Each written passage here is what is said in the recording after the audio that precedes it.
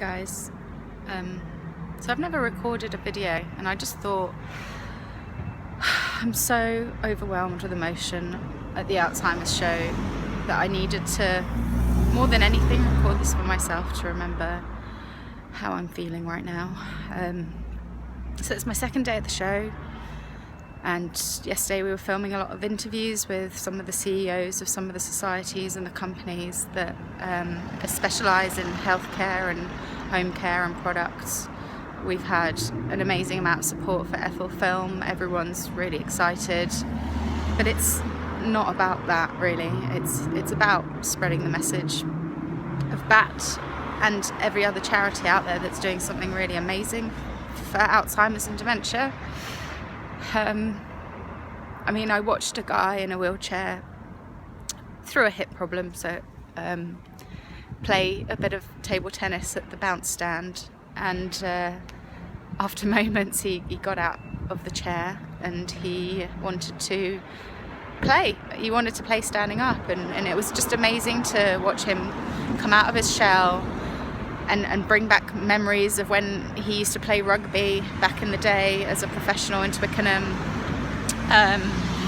I then interviewed him, and he told us about the fact that he'd actually been diagnosed well over 2 years ago, and he'd never admitted it to himself. His wife then told me that the first time he'd used the Alzheimer's word was yesterday. He'd been in absolute denial till then, and when he spoke to us about his condition and how he felt, and it was just amazing to watch. Everyone who's come up to us has just been incredible. I just spoke to a gentleman who's had Alzheimer's for a little while. He wasn't sure how long he'd had it, and I watched him trying to write down his name because he wanted more info on Bounce and the tables and where they were going into.